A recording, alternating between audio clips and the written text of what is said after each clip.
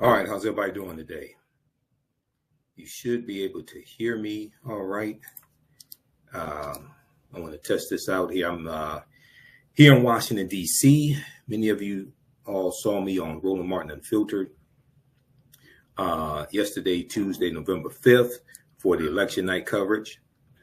Okay, so I'm going to check my volume. All right, I'm broadcasting. I got the wireless earbuds in. Okay, so I want to break this down quickly because I got to get out of here and catch this flight back to Detroit. Okay, so I'm running late. So I just want to come on and share some of my thoughts. We were on last night from about 7. We started late, so it was about 7:30 p.m. We did up to 3 a.m. This morning on Roland Martin Unfiltered. So go check that out. Let me share some of my thoughts of what went wrong with election 2024. And we know Donald Trump unfortunately won.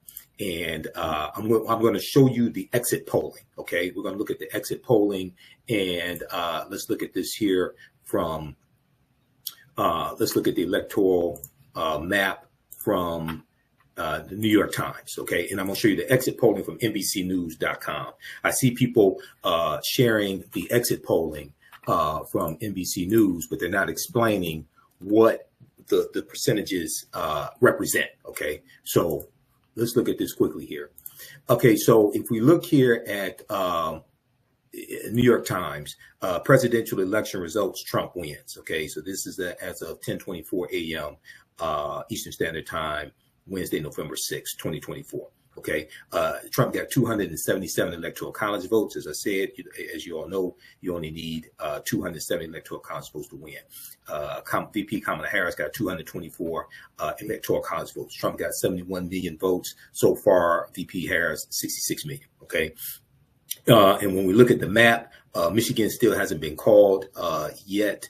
Actually, Detroit News is reporting that Trump is going to win Michigan, if I remember correctly. Detroit News, I was looking at it right here. This article, he's in the lead, 97% of the votes counted in Michigan. Trump won Michigan in 2016 by 0.2 of a percentage point, 10,704 votes. If we look at this was last updated 9:06 a.m. Wednesday, November 6, 2024. Who's winning Michigan in the presidential election? Here are the latest details. This is from Detroit News, and we see a Republican former President Donald Trump held a lead over Democratic Vice President Kamala Harris early Wednesday morning with nearly 97% of Michigan's votes counted. Okay, and Trump had a 49.9% lead in Michigan, while VP Harris 48.3%. Okay, with 97% of the estimated vote in. Okay, so they're still finishing up the votes here in, they're in Michigan because I'm here in Washington, D.C. right now, but I live in Detroit. Everybody knows that. Okay, so let's go back to the New York Times right quick, and then I want to show you this exit polling from NBC News, okay? So he won. Let's scroll down here. Trump won. Arizona has not been called yet. They're almost done with Michigan. He won Georgia, the 16 electoral college votes with Georgia. He won North Carolina. He won Pennsylvania and Wisconsin. He won 2 of the 3 blue wall states, Michigan, Wisconsin, Pennsylvania. So he won Pennsylvania and Wisconsin. He shocked a lot of people winning Pennsylvania and also winning Wisconsin. So you all can check this out. Read the rest of this. Okay, I don't have time to get deep into this. I want to show you a couple things I posted here on social media. Okay, I want to show you a couple things I posted here on social media. Then I'm going to show you the exit polling. Okay, so one thing that I posted here was it says, hold on. It says, let's see, right here. Even though I 100% supported VP Kamala Harris, I said many times it was a mistake. Okay, I said many times it was a mistake for Democrats, for Democratic donors to force out Joe Biden. Okay, I said it was a mistake for Democratic donors to force out Joe Biden. And let's switch over to this here. I'm going to switch over to my fan page, the African History Network here, and show you this post that I did. So this came from the debate between Joe Biden and Donald Trump. And as I said before, Joe Biden won the debate. Okay, Joe Biden won the debate. Yes, it was ugly, but when you look at the fact checking from CNN, Donald Trump told 3 times as many lies or false statements as Joe Biden. Okay, Joe Biden won that debate. When you look at fact checking from 5 different sources: Washington Post, New York Times, NBC News, CNN, and there was one other one, Associated Press. Even though I 100% supported VP Harris, I said many times, okay, and let me flip over. Okay, this is up. I said many times it was a mistake for Democratic donors to force out Biden. This is still America. You need an old white man to beat another old white man, period. Now, VP Kamala Harris was overqualified for the job. Donald Trump is underqualified, 34-time convicted felon, found liable of sexual assault, found liable for business fraud in the records and covering up the payment of $130,000 to Stormy Daniels, so it would not interfere with the 2016 election, okay? But this is still America. And this is something that I've said before. I said this on Roland Martin Unfiltered. This is why I supported Biden. One of the reasons why I supported Biden in 2020. He was much better than Donald Trump. But you need an old white man to go beat an old white man. You're dealing with racism and you're dealing with misogyny in America. You're dealing with racism and you're dealing with misogyny. Okay. So I went on to say, this is still America. You need an old white man to beat another old white man. For those who wanted to talk about Joe Biden's cognitive decline, have you seen and heard Donald Trump? I mean, Donald Trump, just the last day of campaigning or the day before, Donald Trump was in Pennsylvania simulating fellatio on a microphone. And you want to talk about Joe Biden stammering or mangling words? Joe Biden has been stammering and mangling words since he was in his 30s, in his 40s, in his 50s, in his 60s. Joe Biden's always done that. So Donald Trump is held to a much lower standard than anybody else. And the headlines should read, the breaking headlines should read, overqualified black woman loses to underqualified white man. Okay, that's what the headline should read. Okay, so check this out here from the New York Times. Now, let me get to this here, the exit polling. Okay, because I see people circulating the exit polling, and I had somebody send the exit polling to me also, a screenshot of the exit polling, but they didn't put the context of what this represents. So this comes from NBCnews.com, and if you go to the top for the election 2024 coverage, and you just click on exit polls right there. Click on exit polls. This is what it says here, and I'm going to try to zoom in on this. They're looking at exit polls from 10 states. Now it says exit polls, NBC News in conjunction with a consortium of news organizations conducted exit polling across the country in 10 key states. So this exit polling I'm about to show you does not represent all 50 states. It represents 10 key states. This is why when I posted it on my social media platforms, Facebook and on the African History Network and Michael Imhotep on Facebook, and I'll put this on my Instagram page, Michael Imhotep as well, I put this context and the link so you can look at this directly. The polling included speaking with voters at polling places and phone interviews. The exit polls are not results. The exit polls are not results, but instead a look at the thinking and motives of voters across the country. Exit polls help the public better understand the makeup and motivations of the electorate. Okay, so what they did was they looked at, they looked at 10 key states. So they broke it down by gender, and they're looking at Democrat, Republican. Gender for men, 44% of men voted for Democrats, 54% voted for Republicans. Women, 54% so far voted for Democrats, 44% voted for Republicans. Okay. We look at white people, 43% so far, 43% white people voted for Democrats, 55% voted for Republicans. Okay. And that makes sense because Republicans usually win the white vote. For African Americans, 86% of African Americans voted for Democrats, 12% for Republicans. For Latinos, 53% voted for Democrats, 45% for Republicans. Asians, 56% for Democrats, 38% for Republicans. Yes, Asians do vote. I know you got people running around lying to black people telling them Asians don't vote. That's a damn lie. They do vote. Okay, now this right here, I want to look at sex by race. Okay, this right here. Okay, white men, 30 so far, 39% voted for Democrats, 59% for Republican.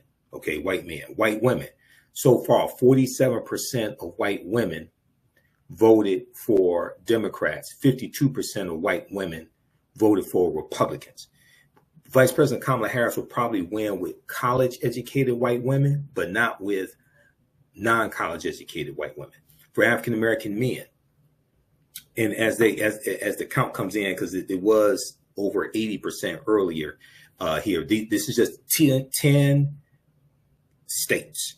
Okay, this is just represents 10 states, but I just want to show you this because I see people circulating this around and they're not giving context.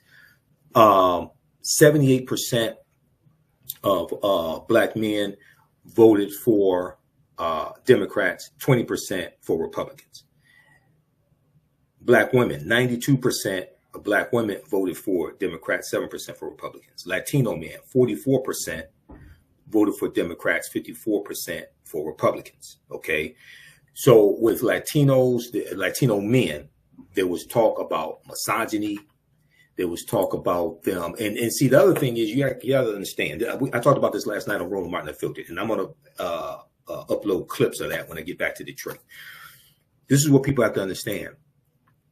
Latinos are not one group of people. Okay, Latinos, Hispanics, they come from many different countries. They come from Cuba and Venezuela and Honduras and Panama. They come from, you have them coming from different countries. They come from Mexico. Okay, they're not all the same. People will group them together because their first language is Spanish. Okay. But they're not all the same. They come from different countries, have different histories, have variations in their cultures. Some of them come from countries that were socialist countries, communist countries, things like this. Okay. And a lot of them identify with being white, especially white Cubans.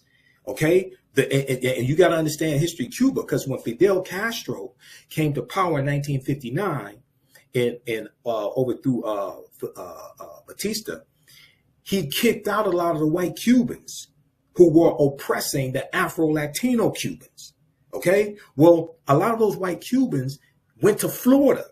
They retreated to Florida and lived in Florida. So you have their future generations living in Florida. A lot of them identify with being white. The other thing is when you have Donald Trump talking about deporting undocumented immigrants, right?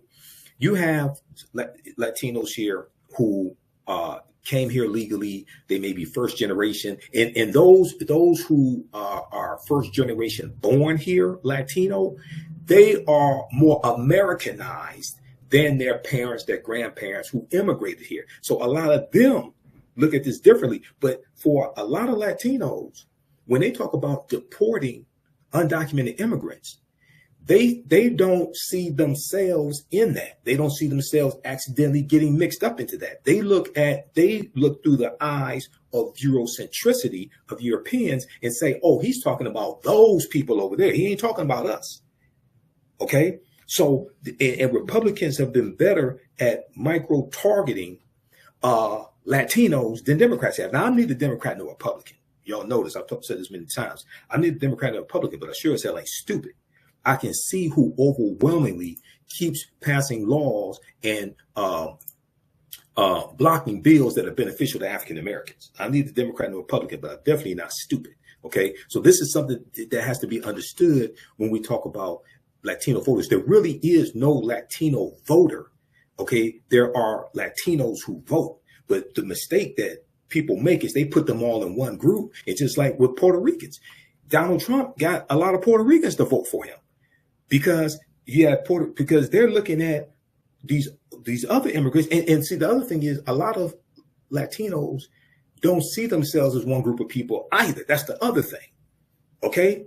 They're like, oh no, we ain't like those Venezuelans over there. We're not like the Cubans over there. We're not like the people from Honduras, things like that. So a lot of Latinos don't see themselves as one cohesive group of people either. Okay. Latino women, 61% of Latino women voted for Democrats, 37% Republicans. All other races, 50% Democrat, 45% Republican. Okay, now so take a look at this here. This is the exit polls, okay, but it only represents 10 states. Okay, this is from NBCnews.com. I'm gonna post a link here. You can go read this. Look at the post that I did because I broke this down. I added context and the link because a lot of people are just circulating this around, but not adding context to what this means. Okay. All right. And let me say this. We're going to continue here. I got some more to show you. If you like this type of information, if you're learning anything here, you can support the African History Network. $ the AHN show through Cash App, $ the AHN show through Cash App, and through PayPal, paypal.me/the AHN show. Go to our website, AfricanHistoryNetwork.com, AfricanHistoryNetwork.com, and you can register for the online history classes I teach. We have a class, 12-week online history course starting up Saturday, November 9th, 2024, 4 p.m. Eastern Standard Time. Ancient Kemet, one of the original names for Egypt, the Moors, and the Ma'afa, understanding the transatlantic slave trade, what they didn't teach you in school. Click right here to register here. Download our lesson plan for all the classes, all the class sessions. Click right there. The download is free, okay, to download it. And register for that class. We do the sessions live. All the sessions are archived and recorded. You can go back and watch it anytime.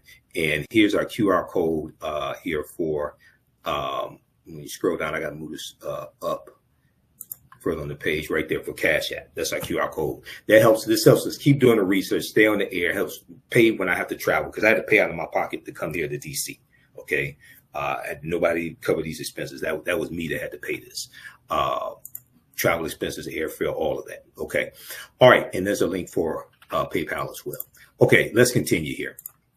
Okay. Now I want to go to, I posted this also on Facebook, and I want to make some quick points of where Vice President Kamala Harris went wrong. This is not an attack on her at all. I 100% support her. But there were some mistakes that she made, and some people are not calling this out. We talked about it a little bit last night. I posted this also today. Racism and sexism are two of America's biggest evils.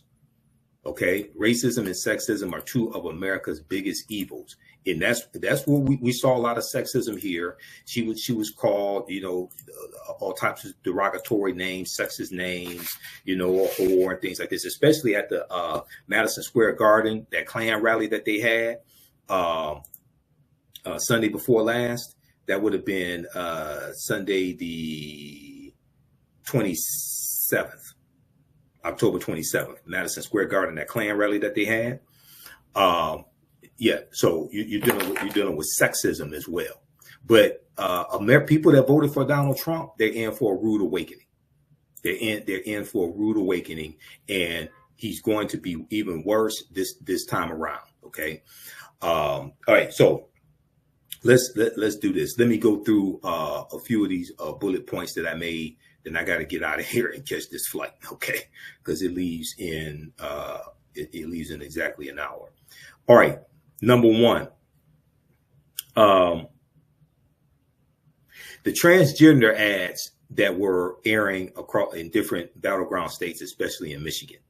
Okay, we talked about this, and I found out this from Roland last night. I brought up the fact on the show last night that you had these transgender ads. So Republicans spent about $65 million on these transgender ads in battleground states. Okay. And what happened was they were airing clips from Vice President Kamala Harris from like 2019, 2020. And she was talking about for transgender community, if they're in prison, she was talking about them being able to get gender reassignment training, not training, operations. Okay, get all that. And one of the commercials actually had an excerpt from the Breakfast Club from probably a few years ago from the Breakfast Club.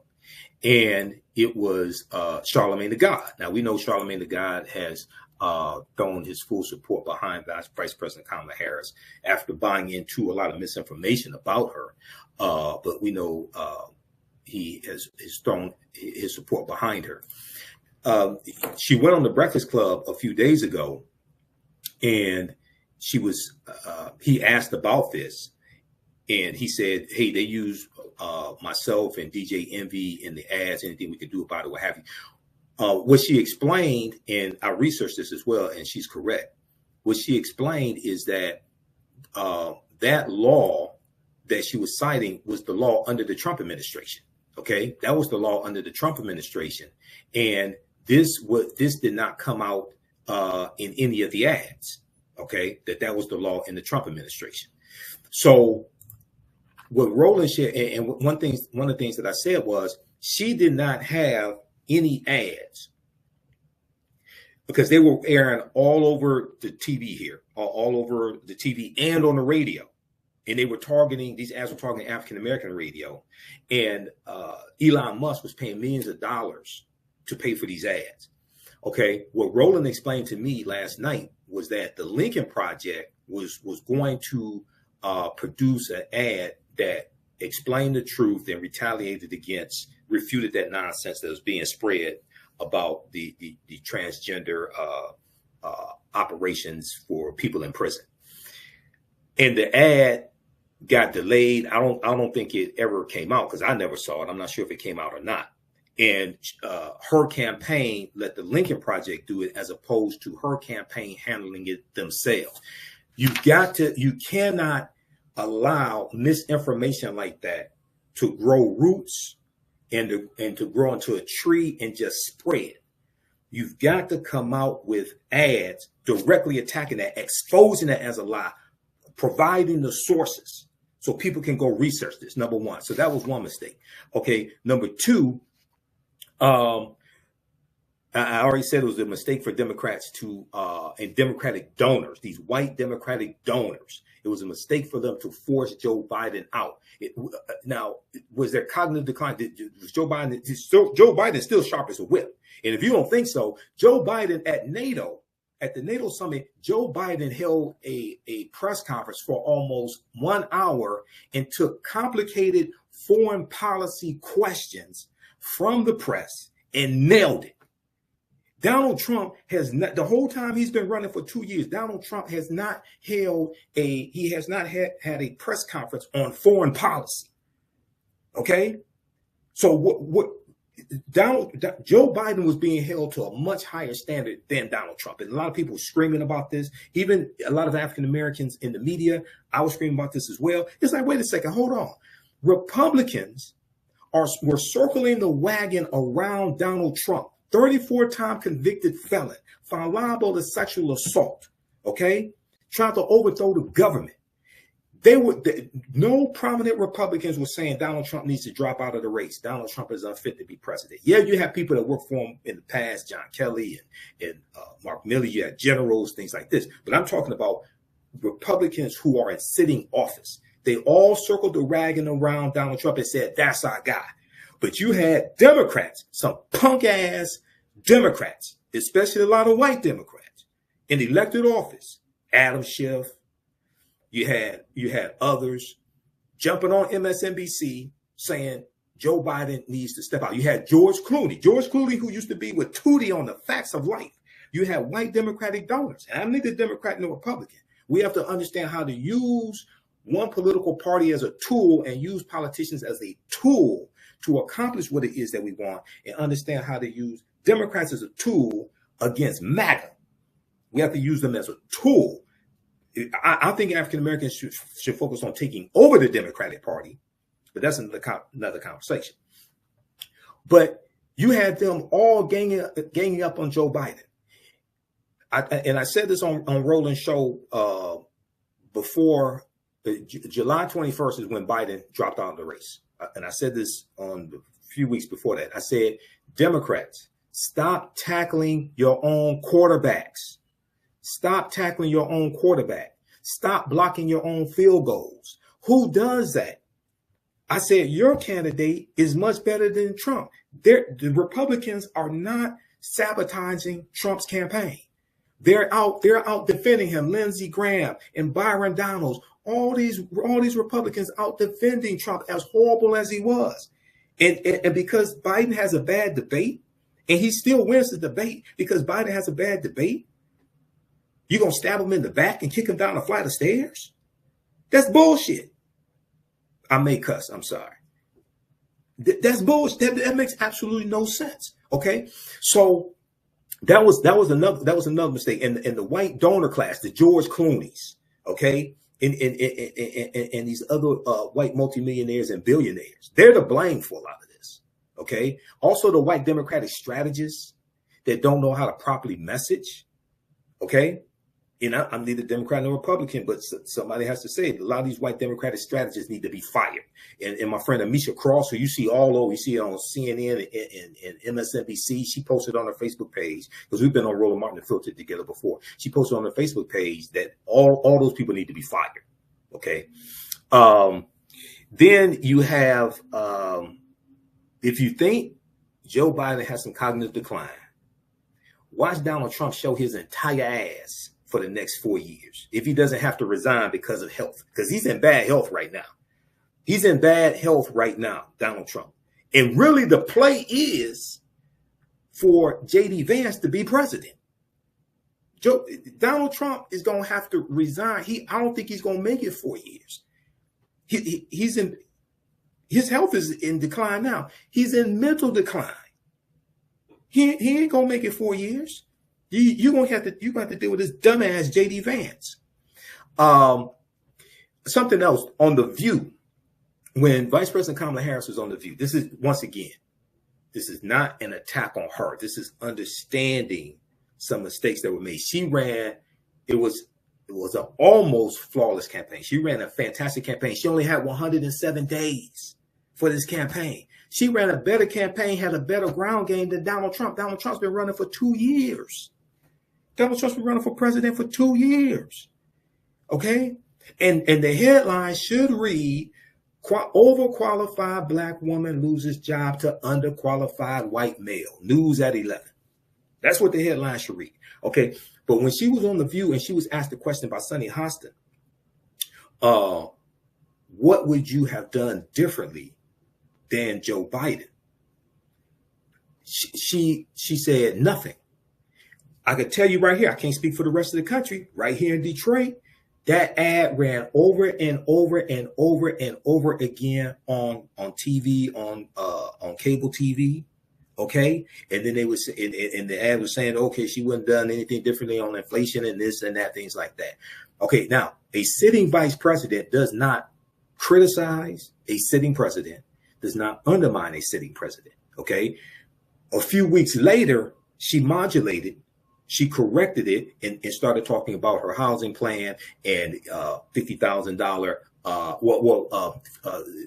for small businesses, $50,000 tax credit for new small businesses. Right now it's $5,000. She talked about $25,000 in down payment assistance, which is more than it is right now. Things like this. So she started talking about how her policies would go beyond Joe Biden's. There's a way to do it without throwing Joe Biden under the bus. I understand she didn't want to throw him under the bus, but that was a fatal mistake. And it took her too long to recover from that because the ads were running, right? You may have seen the same ads in where you are. We saw them here in Detroit, okay? So even though she did have rapid response on social media and things like this, a good rapid response team, that ad was devastating. And then people were saying, okay, so she's going to do the same thing on inflation and Bidenomics and all that stuff, right? She did not hit back or her campaign did not hit back to dismantle the lie that Donald Trump is better for the economy and dismantle the lie that Donald Trump had the greatest economy. Donald Trump inherited the Obama-Biden economy. The American Recovery Act of February 2009, the $831 billion Recovery Act, this is what jump-started the economy, okay? And you got, read this article here from Forbes.com, okay? It gave you 11.3 million jobs. It gave you a 4.7% unemployment rate when Trump came into office in January 2017. It gave you 75 consecutive months of private sector job growth.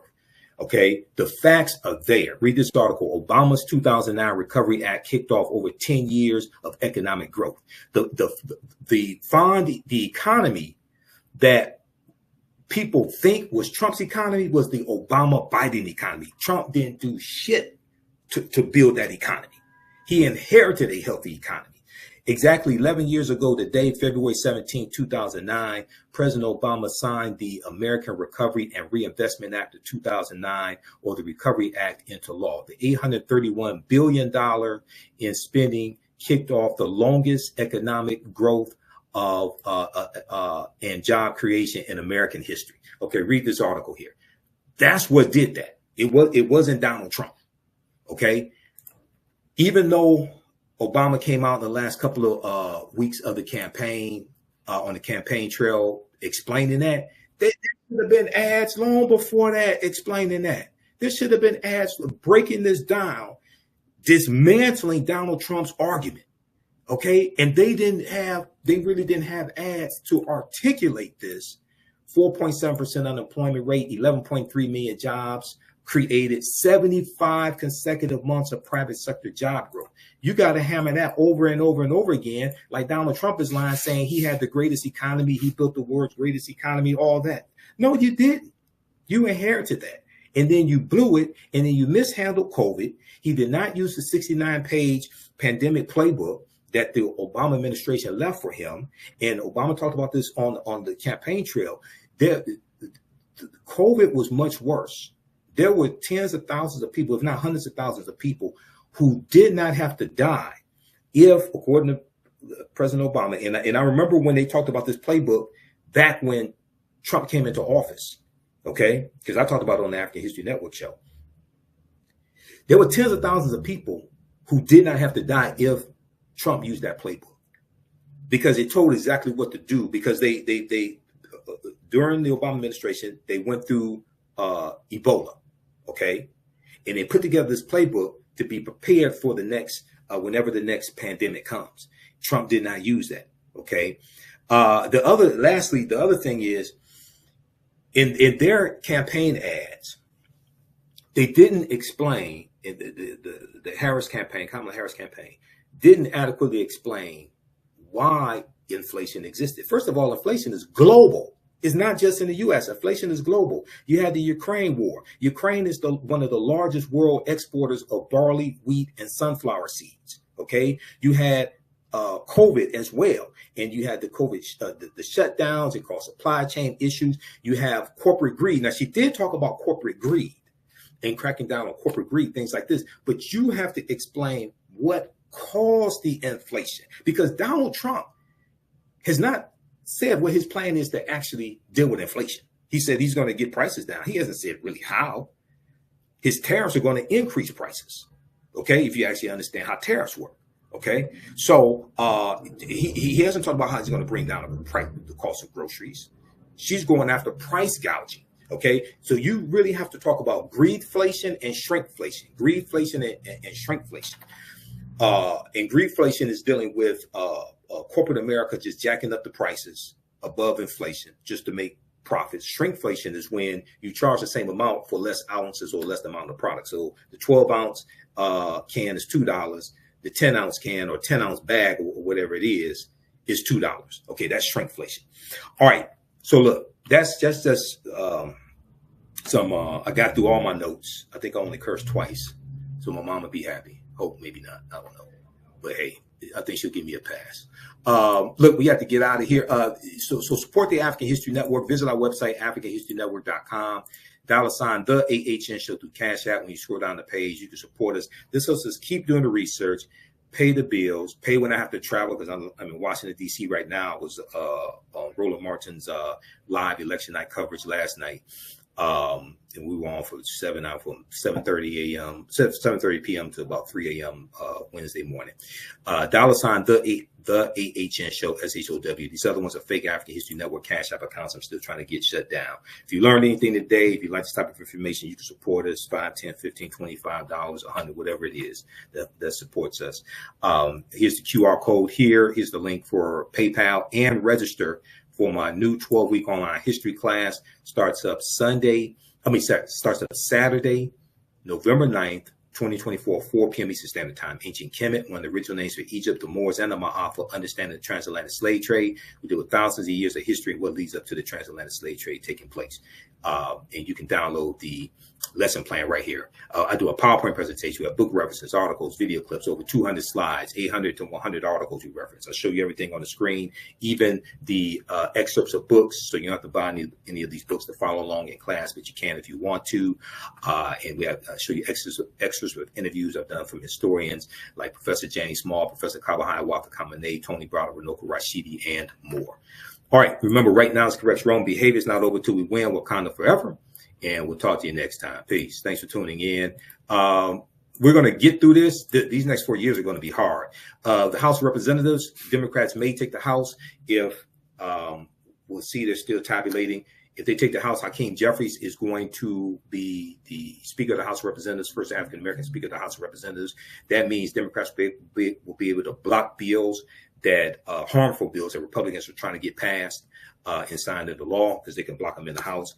But this is a devastating result. And a lot of these people that think Trump is going to be good for the economy, he's going to tank the economy.